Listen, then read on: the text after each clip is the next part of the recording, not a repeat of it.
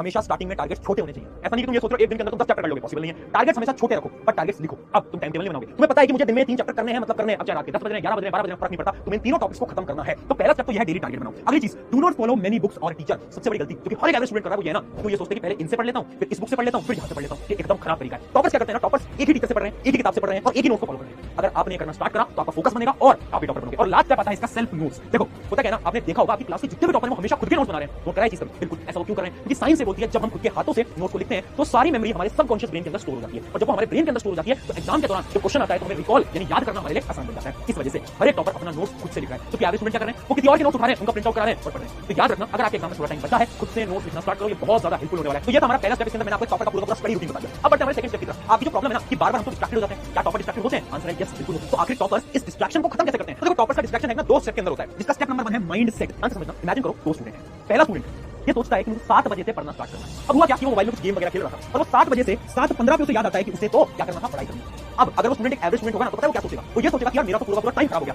मुझे तो 7 बजे से पढ़ना था, तो 7:15 हो चुके हैं, तो अब मैं क्या करूंगा? अब मैं डायरेक्टली 8 बजे से पढ़ना स्टार्ट करूंगा। तुमने भी देखा होगा, देखा या नहीं देखा मुझे कमेंट में बताओ। ये ना हर एक स्टूडेंट कर रहा है, जबकि एक टॉपर पता है क्या सोचेगा? वो ये सोचेगा कि ठीक है मैंने अपने 15 मिनट खराब कर लिए बट मुझे अपना आगे का समय खराब नहीं करना है, मुझे अभी से पढ़ना स्टार्ट करना है। और वो टॉपर क्या करेगा? इसी 7:15 से पढ़ना स्टार्ट कर देगा। और यही आपका सॉल्यूशन है माइंडसेट। तो आपको माइंडसेट लाना पड़ेगा। जब डिस्ट्रैक्टेड हो रियलाइज होगा कि ठीक है अब तो मैंने अपना बहुत समय खराब कर दिया, आपको क्या करना है? खुद से बोलना है ठीक है अब मैं पढ़ना स्टार्ट करूंगा, क्या करूंगा? अगला देखते हैं सेल्फ चेक। हाँ समझना ये बहुत इंपॉर्टेंट स्टेप होता है। जब रात को सोने जा रहे हो ना, सुबह आपने जो रूटीन बनाया था कि मैं इतने टारगेट्स को पूरा करूंगा, रात को सोने जाने से पहले ना उन टारगेट्स को चेक करो। जब आप चेक करोगे ना डेली उन टारगेट्स को, तुम्हें रियलाइज होगा कि हाँ यार मैं कुछ टारगेट्स आज कंप्लीट नहीं कर पाया। अब वो जो चीज है ना आपको अगले दिन के लिए मोटिवेशन देगी। ठीक है आज मैंने अपना दिन खराब करा बट कल जितने भी मेरे टारगेट्स हैं मुझे वो कंप्लीट करने हैं। तो याद रखना डिस्ट्रैक्शन खत्म करने के ये 2 तरीके हैं। अब बढ़ते हैं हमारे थर्ड स्टेप की तरफ, बट उससे पहले मुझे ना तुम सबसे एक चीज कमेंट करवानी है आज। वो क्या है? जो मैंने आपको फर्स्ट स्टेप बताया ना, डेली टारगेट्स। देखो टारगेट्स बनाना ना आसान काम नहीं है। बहुत सारे स्टूडेंट हैं जो एक दिन टारगेट बनाएंगे, 2 दिन बनाएंगे, 3 दिन नहीं बनाएंगे, भूल जाएंगे। इस वजह से आज तुम कमेंट में लिखोगे अगर तुम तैयार हो करने के लिए अगले 7 दिन के लिए, yes I will make targets, मैं टारगेट्स बनाऊंगा या बनाऊंगी। अभी वीडियो को पॉज करके कमेंट में लिखो ताकि तुम्हारे दिमाग के अंदर तुम्हें याद रहे कि हां तुम्हें वो टारगेट्स बनाने हैं और उन्हें फॉलो करना है। ठीक है अब बढ़ते हैं हमारे स्टेप 3 की तरफ, जो कि है गोल्डन आवर रूल।